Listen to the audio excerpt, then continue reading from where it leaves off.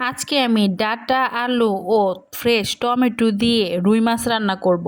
আর এই ডাঁটাগুলো কিন্তু একদমই ফ্রেশ, আর এই ফ্রেশ ডাঁটাগুলো খেতে কিন্তু অসম্ভব মজাদার হয়। একদমই মানে মুখে দেওয়ার সাথে সাথে গলিয়ে যাবে।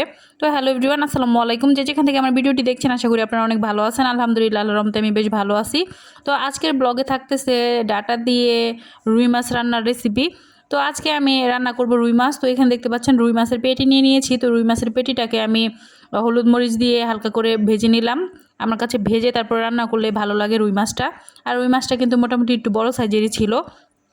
তো ফার্স্টেই কিন্তু আমি ডাঁটাগুলো সুন্দরভাবে কেটে নিয়েছি, টমেটো আলু সব কিছু কেটে ভালোভাবে ধুয়ে নিয়েছি। আর এদিকে কিন্তু একটি প্যান বসিয়ে এখানে আমি পেঁয়াজ কুচি দিয়ে দিলাম। তো পেঁয়াজটা হালকা করে ভেজে তারপরে অল্প একটু আদা আর জিরার পেস্ট দিয়ে দিব। তো সেটাকেও হালকা করে ভেজে এখানে সকল মশলা দিয়ে দিব। আর মশলাটাকে খুব ভালোভাবে কষিয়ে নেব। তারপরে কিন্তু এখানে আমি তরকারিটা দিয়ে দিব। আর আমি কিন্তু এইভাবে রান্না করি, আর এইভাবে রান্না করলে আমার কাছে বেশি ভালো লাগে। তো যে যেমন রান্না করেন তার কাছে কিন্তু ওই রকমটাই ভালো লাগে। আমার কাছে এইভাবে রান্না করতে ভালো লাগে, তাই কিন্তু আমি এইভাবে রান্না করি। তো এখন তরকারিটা খুব ভালোভাবে কষিয়ে নেব। কষিয়ে নেওয়া হয়ে গেলে কিন্তু পরিমাণ মতো ঝোল দিব। আর এভাবে কিন্তু আসলে শর্টকাটভাবে রান্না করা যায়। তো রান্না করতে কিন্তু আমার একদমই সময় কম লাগে।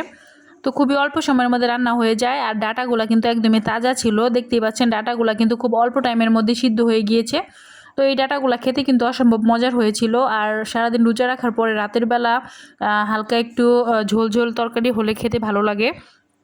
একদম ভাজা পোড়া তো ইফতারিতে খাওয়াই হয়। তো রাতের বেলা এই জন্য একটু মাখো মাখো ঝোল টাইপের তরকারি রান্না করলাম, তাও আবার রুই মাছ দিয়ে। রুই মাছটা কিন্তু আমার মেয়ে খুবই পছন্দ করে, তো ওর জন্যই রান্না করা।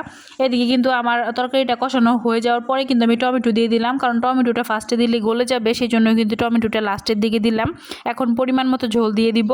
আর ঝোল দিয়ে কিন্তু আমি খুব ভালোভাবে মিক্স করে নেব এটার সাথে। টমেটোটা মিক্স করে এখন ঢাকনাতে ঢেকে দেব। আর অল্প কিছুক্ষণের মধ্যেই কিন্তু তরকারিটা বলক চলে আসবে, তারপরে কিন্তু মাছটাকে দিয়ে দিব।